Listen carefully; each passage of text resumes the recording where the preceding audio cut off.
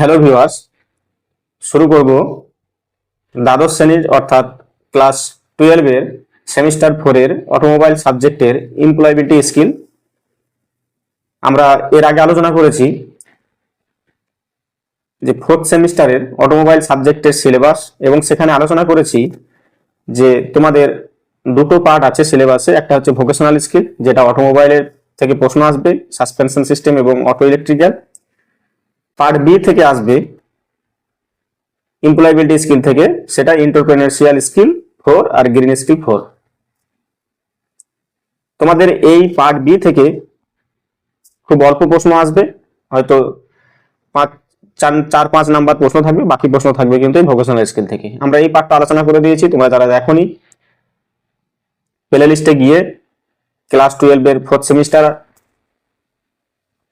থেকে তোমরা এখান থেকে তোমরা এই ভোকেশনাল স্কিলের প্রশ্নগুলো দেখতে পারবে। সঙ্গে আজকে আলোচনা করব এমপ্লয়াবিলিটি স্কিলের এই এন্টারপ্রেনারশিয়াল স্কিল 4, এখান থেকে প্রশ্ন দেখব।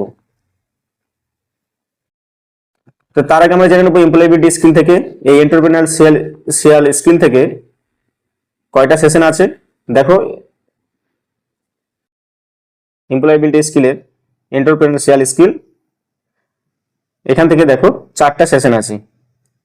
সেশন 1 এ আছে এন্টারপ্রেনারশিপ অ্যান্ড এন্টারপ্রেনার, সেশন 2 তে আছে ব্যারিয়ার টু এন্টারপ্রেনারশিপ, আর 3 নম্বরে আছে এন্টারপ্রেনারশিয়াল অ্যাটিটিউডস, আর 4 নম্বরে আছে এন্টারপ্রেনারশিয়াল কম্পিটেন্সিস। আমরা আজকে এই 4টা সেশন থেকে কি ধরনের প্রশ্ন আসতে পারে সেটা দেখব। তারপরে আমরা এমপ্লয়াবিলিটি স্কিলের ইউনিট 2 তে গ্রিন স্কিল থেকে পরের ভিডিওতে আমরা দেখব এখান থেকে কি প্রশ্ন আসতে পারে। তাহলে আজকে আলোচনা করব এই ইউনিট 1 অর্থাৎ এমপ্লয়াবিলিটি স্কিলের ইউনিট 1 এন্টারপ্রেনারশিপ স্কিল 4। এখান থেকে 4টা সেশন থেকে আমরা কি ধরনের প্রশ্ন আসতে পারে দেখে নেব। চলো শুরু করি। তাহলে প্রথম সেশন আছে এন্টারপ্রেনারশিপ স্কিল। প্রথম সেশনে আছে যে এন্টারপ্রেনারশিপ অ্যান্ড এন্টারপ্রেনর, এর বাংলা অনুবাদ করলে এন্টারপ্রেনারশিপ অর্থাৎ উদ্যোক্তার কার্যকলাপ, আর এন্টারপ্রেনর মানে উদ্যোক্তা। এখান থেকে দেখো, প্রথমে আমরা দেখব বহু নির্বাচনী প্রশ্ন অর্থাৎ এমসিকিউ প্রশ্ন। আমরা শুধু এখানে এমসিকিউ প্রশ্ন দেখব আর কয়েকটা বড় প্রশ্ন দেখব। প্রথম প্রশ্ন দেখো, সালমান একটি গার্মেন্টস কারখানায় দর্জি হিসাবে নতুন নতুন ধারণা নিয়ে কাজ করে। সালমান একজন ড্যাশ। তাহলে এখানে কি বসবে? এই যে 4টা অপশন আছে, এই 4টা অপশনের মধ্যে কি হবে? প্রথমে আছে উদ্যোক্তা, মজুরি ভিত্তিক কর্মচারী, শ্রমিক আর অদক্ষ শ্রমিক। তাহলে কোনটা হবে? তাহলে প্রথম প্রশ্নের উত্তর হবে অপশন এ অর্থাৎ উদ্যোক্তা, এন্টারপ্রেনার। এরপরে 2 নম্বরের প্রশ্ন, সুশান্ত সুরভির জন্য কাজ করে, যিনি একজন ব্যবসায়ী মহিলা। তাহলে প্রশান্ত একজন ড্যাশ। তাহলে কি হবে? তাহলে এখানে হবে অপশন বি মজুরি ভিত্তিক কর্মচারী। অপশন বি হচ্ছে সঠিক উত্তর। 3 নম্বরের প্রশ্ন, হৃদি একটি নির্মাণ সংস্থার মালিক এবং প্রতিদিন তার কাজে ঝুঁকিপূর্ণ সিদ্ধান্ত নেয়। তাহলে হৃদি একজন ড্যাশ। তাহলে অপশনগুলো দেখো, উদ্যোক্তা না মজুরি ভিত্তিক কর্মচারী। তাহলে সঠিক উত্তর হবে অপশন এ উদ্যোক্তা। এরপরে 4 নম্বরের প্রশ্ন, যে ব্যক্তি নিজে ব্যবসা শুরু করে এবং ঝুঁকি নেয় তাকে কি বলা? অপশনগুলো দেখো, শ্রমিক, মজুরি ভিত্তিক কর্মচারী, উদ্যোক্তা আর অদক্ষ কর্মী। তাহলে সঠিক উত্তর হবে অপশন সি উদ্যোক্তা। যে ঝুঁকি নেয় তাকে বলা হয় এন্টারপ্রেনার। এরপরে 5 নম্বরের প্রশ্ন, মজুরি ভিত্তিক কর্মচারী সাধারণত কাদের জন্য কাজ করে? মজুরি ভিত্তিক কর্মচারী সাধারণত কাদের জন্য কাজ করে? দেখো অপশনগুলো, নিজের জন্য, সরকারি ও ব্যবসায়ীর জন্য, সরকার ও ব্যবসায়ীর জন্য, শুধু নিজের পরিবারের জন্য আর গ্রাহকের জন্য। তাহলে সঠিক উত্তর হবে অপশন বি সরকার ও ব্যবসায়ীর জন্য। এরপরে 6 নম্বর, একজন উদ্যোক্তার প্রধান বৈশিষ্ট্য কোনটি? ঝুঁকি নেওয়া, নির্দেশ মেনে কাজ করা, নির্দিষ্ট বেতন পাওয়া, অন্যের অধীনে কাজ করা। তাহলে 6 এর সঠিক উত্তর হবে অপশন এ। উদ্যোক্তার প্রধান কাজ হচ্ছে কোনো জিনিসে ঝুঁকি নেওয়া। 7 নম্বরের প্রশ্ন, নিচের কোনটি উদ্যোক্তার কাজ? তাহলে দেখো অপশনগুলো দেখো, এর মধ্যে সঠিক উত্তর হবে 7 এর বি, নতুন ধারণা বাস্তবায়ন করা হচ্ছে উদ্যোক্তার কাজ। এরপরে 8 নম্বরের প্রশ্ন, যে কারখানায় নির্দিষ্ট বেতনে কাজ করা ব্যক্তি হলো, অপশনগুলো দেখো, উদ্যোক্তা, ব্যবসায়ী, মজুরি ভিত্তিক কর্মচারী, মালিক। তাহলে সঠিক উত্তর হবে 8 এর সি, মজুরি ভিত্তিক কর্মচারী। একটা নির্দিষ্ট বেতনে যারা কাজ করে তাদেরকে মজুরি ভিত্তিক কর্মচারী বলা হয়। এরপরে 9 নম্বরের প্রশ্ন, একজন ব্যবসা প্রতিষ্ঠানের মালিক সাধারণত কে হন? একজন ব্যবসা প্রতিষ্ঠানের মালিক সাধারণত, 9 এর সঠিক উত্তর হবে বি, উদ্যোক্তা। এই উদ্যোক্তার ইংরেজি কি এবং এন্টারপ্রেনারশিপের বাংলা কি, এন্টারপ্রেনারের বাংলা কি, এগুলো তোমরা প্রথমেই আমরা লিখে দিয়েছি, সেটা তোমরা দেখে নেবে। কখনো অপশন হয়তো বাংলাতে থাকতে পারে, কখনো ইংরেজিতেও থাকতে পারে। এরপরে 10 নম্বরে দেখো, ঝুঁকি না নিয়ে শুধুমাত্র কাজের বিনিময়ে বেতন পাওয়া ব্যক্তিকে কি বলে? তাকে বলা হয় 10 এর সি, সঠিক উত্তর হচ্ছে মজুরি ভিত্তিক কর্মচারী। নতুন ব্যবসা শুরু করার প্রথম ধাপ কোনটি? নতুন ব্যবসা শুরু করার প্রথম ধাপ হচ্ছে অপশন বি, নতুন ধারণা তৈরি করা। ব্যবসা শুরু করার আগে প্রথমে ধারণা তৈরি করতে হবে, যে কোনো ব্যবসা শুরু করতে গেলে। এরপরে 12 নম্বরের প্রশ্ন, নিচের কোনটি উদ্যোক্তার দায়িত্ব? তাহলে 12 সঠিক উত্তর হবে অপশন বি, ঝুঁকিপূর্ণ সিদ্ধান্ত গ্রহণ করা। 13 নম্বরে, একজন দর্জি যদি নিজের দোকান চালান তিনি কি করবেন? তাহলে 13 সঠিক উত্তর হবে সি, উদ্যোক্তা। 14 নম্বর হচ্ছে, কারা সাধারণত উদ্যোক্তার অধীনে কাজ করে? তাহলে 14 সঠিক উত্তর হবে সি, কর্মচারী। প্রশ্নগুলো সোজা এবং তোমরা যদি একবার দেখে নাও তাহলে দেখবে, 1-2বার দেখে নিলে এগুলো মনে থেকে যাবে। 15 নম্বর হচ্ছে, উদ্যোক্তা হওয়ার জন্য সবচেয়ে প্রয়োজনীয় গুণ কোনটি? তাহলে 15 সঠিক উত্তর হবে আত্মবিশ্বাস। নিজেকে সেলফ কনফিডেন্স যদি না থাকে, নিজের সেলফ কনফিডেন্স যদি না থাকে, তাহলে কোনো জিনিস তুমি শুরু করতে পারবে না। সেই জন্য আত্মবিশ্বাস অর্থাৎ সেলফ কনফিডেন্সটা উদ্যোক্তা হওয়ার জন্য একান্ত জরুরি। এরপর নিম্নলিখিত প্রশ্নের উত্তর দাও। দেখো, এই যে উদ্যোক্তা এবং মজুরি ভিত্তিক কর্মচারীর মধ্যে পার্থক্য কি? অর্থাৎ এন্টারপ্রেনার আর একজন যে ডেইলি লেবার, তার মধ্যে পার্থক্য কি? তাহলে এখানে দেখো, সংজ্ঞা প্রথমে, যিনি নিজে ব্যবসা শুরু করেন, যে ব্যবসা শুরু করছে তাকে বলা হয় উদ্যোক্তা। এখান থেকে তোমাদের একটা কনসেপ্ট চলে আসবে, দেখো, যে উদ্যোক্তা মজুরি ভিত্তিক কর্মচারীর মধ্যে পার্থক্য। আর মজুরি ভিত্তিক কর্মচারী হচ্ছে যিনি অন্যের অধীনে কাজ করেন। 2 নম্বর পার্থক্য হচ্ছে, ঝুঁকি নিয়ে ব্যবসায় ঝুঁকি নেন কে? উদ্যোক্তা। আর এখানে কোনো কর্মচারী ঝুঁকি নেয় না। আয় হচ্ছে লাভ বা ক্ষতির উপর নির্ভরশীল, আর এর নির্দিষ্ট মাসিক বেতন নেয় কর্মচারীরা। সিদ্ধান্ত গ্রহণ, নিজেই সিদ্ধান্ত নেন আর মালিকের সিদ্ধান্ত মেনে নেন। মালিকানা, ব্যবসার মালিক হন আর এটা ব্যবসার মালিক নন। কর্মসংস্থান সৃষ্টি, অন্যের কাজের সুযোগ দেন কে? উদ্যোক্তা, কিন্তু নিজের কাজের জন্য কাজ করেন, নিজের জন্য কাজ করেন। উদাহরণ হচ্ছে দোকানের মালিক, কারখানার মালিক। আর এটা হচ্ছে কি? মজুরি ভিত্তিক কর্মচারী হচ্ছে কারখানার কর্মচারী আর অফিস স্টাফ।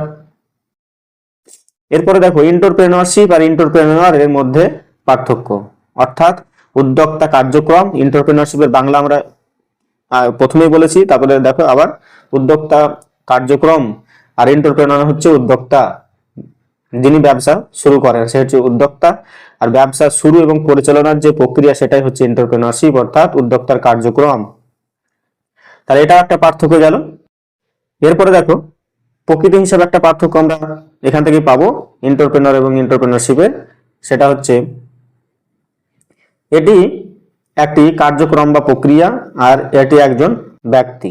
ভূমিকা, নতুন ধারণার বাস্তবায়নের কাজ আর হচ্ছে নতুন ধারণা বাস্তবায়নকারী ব্যক্তি। আর ঝুঁকি ব্যবস্থাপনার পদ্ধতি আর ঝুঁকি ওই ব্যক্তি কি করে? গ্রহণ করে। একইভাবে তোমার এখানে নির্ভরশীলতা আছে, দেখো, যে উদ্যোক্তার উপর নির্ভরশীল আর এন্টারপ্রেনারশিপ সৃষ্টি করেন। এন্টারপ্রেনারশিপ সৃষ্টি করেন কে? এন্টারপ্রেনার।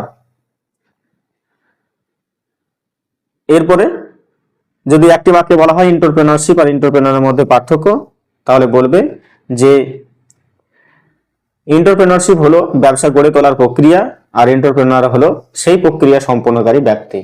তাহলে এন্টারপ্রেনার বলা হবে যে যিনি ব্যবসা শুরু করছেন তাকে এন্টারপ্রেনার, আর এন্টারপ্রেনার যে চিন্তা ভাবনা করছে যে একটা ব্যবসা শুরু করব, তার আগে যে চিন্তা ভাবনা, সেটাকেই বলা হয় এন্টারপ্রেনারশিপ, অর্থাৎ একটা প্রক্রিয়া, একটা এন্টারপ্রেনারশিপ। তাহলে আশা করি তোমরা বুঝে গেছো এন্টারপ্রেনারশিপ এবং এন্টারপ্রেনারের মধ্যে পার্থক্য। তাহলে আমরা সেশন 1 থেকে প্রশ্নগুলো দেখলাম, আশা করি তোমরা এখান থেকেই প্রশ্ন পাবে। এরপরে দেখবো 2 নাম্বার সেশন থেকে কি ধরনের প্রশ্ন আসতে পারে। 2 নাম্বার সেশন দেখো, ব্যারিয়ার টু এন্টারপ্রেনারশিপ, অর্থাৎ উদ্যোক্তা হওয়ার পথে বাধা। এই যে এন্টারপ্রেনারশিপ একটা প্রক্রিয়া যেটা বললাম, এই প্রক্রিয়া তুমি চিন্তা ভাবনা করছো যে একটা আমি ঝুঁকি নেব, একটা ব্যবসা শুরু করব, এর পথে যে বাধা সেটাই আমরা এই সেশনে দেখবো। এর পথে বাধাও তো আসতে পারে, সে বাধাটা কি কি আসতে পারে সেটা আমরা দেখবো। দেখো প্রথম প্রশ্ন, বহু নির্বাচনী প্রশ্ন, যে মেরি মনে করে যে সে নিজের ব্যবসা শুরু করলে একটি দলের সঙ্গে কাজ করার ক্ষমতা তার থাকবে না। সে যে বাধার সম্মুখীন হচ্ছে তা হলো ড্যাশ। তাহলে প্রশ্নটা বুঝতে পেরেছো যে মেরি মনে করে যে সে নিজের ব্যবসা শুরু করলে একটি দলের সঙ্গে কাজ করার ক্ষমতা তার থাকবে না। সে যে বাধার সম্মুখীন হচ্ছে তা হলো, দেখো অপশনগুলো আছে যে পুঁজি গ্রহণ, আত্মবিশ্বাসের অভাব আর ঝুঁকি গ্রহণ। তাহলে এর সঠিক উত্তর হবে কোনটা? তোমরা নিজেরাই বলতে পারবে। এর সঠিক উত্তর হবে অপশন বি, আত্মবিশ্বাসের অভাব। সেই জন্যই সে বাধার সম্মুখীন হচ্ছে। 2 নম্বরের প্রশ্ন, সায়েদ জানে সে কোনো ব্যবসা করতে চায়, সে যে কোনো ব্যবসা করতে চায়, কিন্তু সেটি শুরু করতে কি কি ধাপ নিতে হবে তা জানে না। তার পথে যে বাধা রয়েছে তা হলো, অর্থাৎ তুমি ব্যবসা শুরু করছো যে নতুন ব্যবসা, সেখানে তুমি কিন্তু ধাপই জানো না, তাহলে সে বাধাটা কি? তাহলে সঠিক উত্তর হবে এখানে 2 এর বি, হচ্ছে পরিকল্পনার অভাব। তুমি যদি পরিকল্পনা নাও তাহলে কিন্তু এই ধাপগুলো তুমি এগিয়ে যেতে পারবে, না হলে তুমি কিন্তু পারবে না। এরপরে 3 নম্বরের প্রশ্ন, যে হরিশের ভারতে একটি কার্পেট ব্যবসা আছে, সে কানাডায় কার্পেট রপ্তানি করতে চায়, কিন্তু সেখানে তার পণ্য বিক্রি হবে কিনা সে বিষয়ে নিশ্চিত নয়। সে যে বাধার সম্মুখীন হচ্ছে তা হলো, দেখো অপশনগুলো, আত্মবিশ্বাসের অভাব, পরিকল্পনার অভাব বা সঠিক ব্যবসার ধারণা নির্ধারণ। তাহলে কোনটা হবে, যে কোন বাধার সম্মুখীন হচ্ছে? তাহলে সঠিক উত্তর হবে অপশন সি, হবে সঠিক উত্তর, সঠিক ব্যবসার ধারণা নির্ধারণ।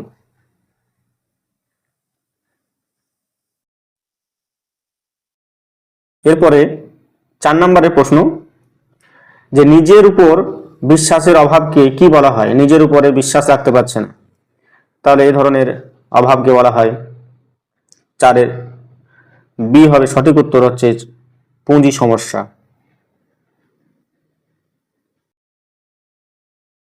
সরি, এটা হবে পুঁজি সমস্যা বলছে, বি হবে আত্মবিশ্বাসের অভাব। তাহলে সঠিক উত্তর হলো আত্মবিশ্বাসের অভাব। এরপরে 5 নম্বরের প্রশ্ন, ব্যবসা শুরু করার জন্য পর্যাপ্ত টাকা না থাকলে সেটি কোন বাধা? তাহলে 5-এর বি হবে সঠিক উত্তর, পুঁজি সংগ্রহের সমস্যা। এরপরে কোন বাধা ব্যবসার ভবিষ্যৎ পরিকল্পনার সাথে যুক্ত? কোন বাধা ব্যবসার ভবিষ্যৎ পরিকল্পনার সঙ্গে যুক্ত? কোন বাধা? তাহলে সেটা হবে যে পরিকল্পনার অভাব, হচ্ছে যে ভবিষ্যতের পরিকল্পনার সাথে বাধার সাথে যুক্ত। এরপরে 7 নম্বরের প্রশ্ন, যে সঠিক কর্মী বা সঙ্গী না পেলে কোন বাধা সৃষ্টি হয়? তুমি একটা ব্যবসা শুরু করবে, সে তুমি পার্টনার চাইছো, সঠিক পার্টনার তুমি পাচ্ছ না, তাহলে সেটা কোন বাধার সৃষ্টি হয়? তাহলে সঠিক উত্তর হবে অপশন সি, সঠিক দল গঠন। এরপরে 8 নম্বরের প্রশ্ন, যে কোনটি উদ্যোক্তার ব্যক্তিগত বাধা? অপশনগুলো দেখো, বাজার, আত্মবিশ্বাসের অভাব, সরকারি নিয়ম, প্রতিযোগিতা। তাহলে কোনটা সঠিক উত্তর হবে? অপশন বি হবে, আত্মবিশ্বাসের অভাব। এটাই হচ্ছে ব্যক্তিগত বিধা। তোমার আত্মবিশ্বাস, যে ব্যবসা শুরু করছে, আত্মবিশ্বাস কখন হয়? যখন নিজের মধ্যে সেটা অভাব ফিল হচ্ছে, তখন সেটা আত্মবিশ্বাসের অভাব। ওপরেরটা যখন তোমার আত্মবিশ্বাসের হবে, তখন সেটা তো আমি বলবো না যে ব্যক্তিগত, এটা এটা ওর।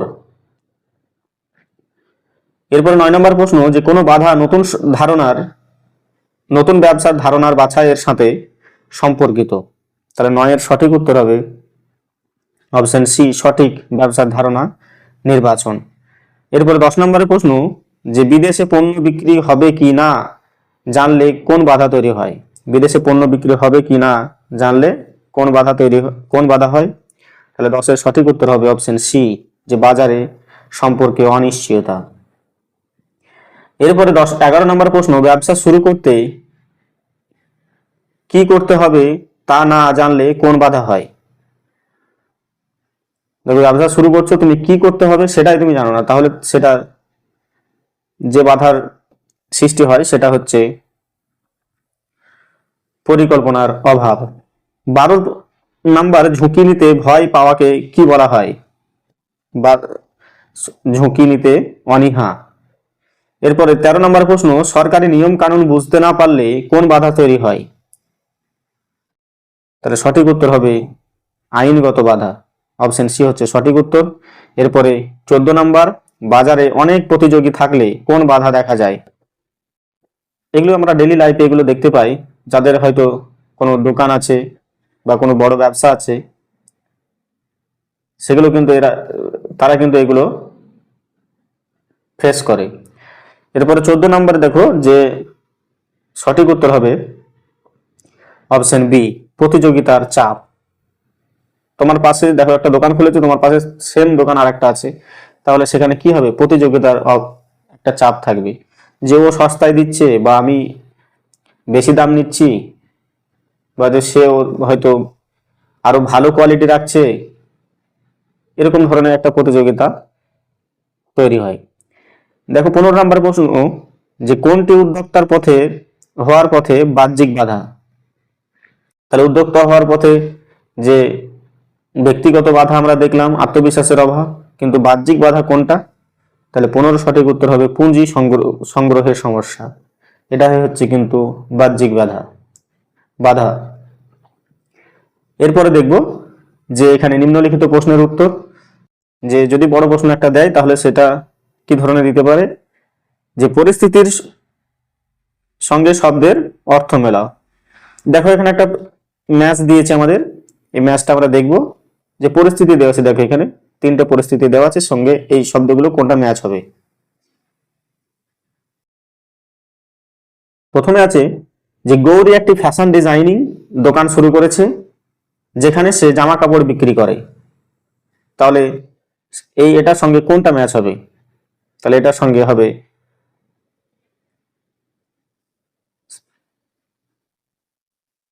সেটা হবে উদ্যোগ, অর্থাৎ ভেঞ্চার।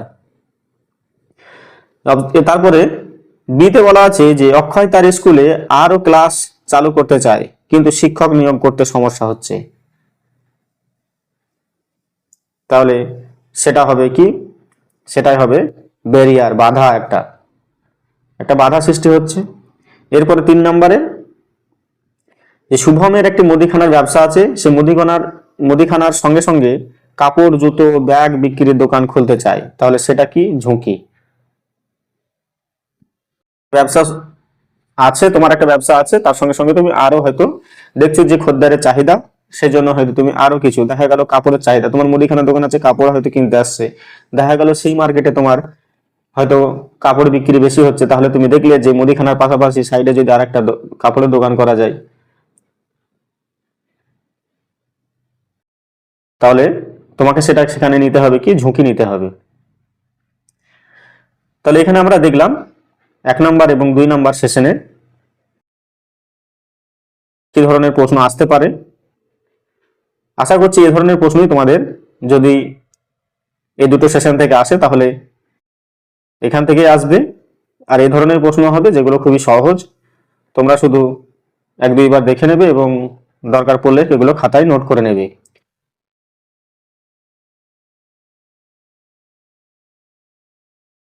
এরপরে আমরা আলোচনা করব যে সেশন 3 এবং 4। তোমাদের যদি এ ধরনের প্রশ্ন ভালো লেগে থাকে তাহলে চ্যানেলটিকে সাবস্ক্রাইব করবে, বেশি বেশি শেয়ার করবে এবং লাইক কমেন্ট করবে। আজকে এখানেই, ধন্যবাদ।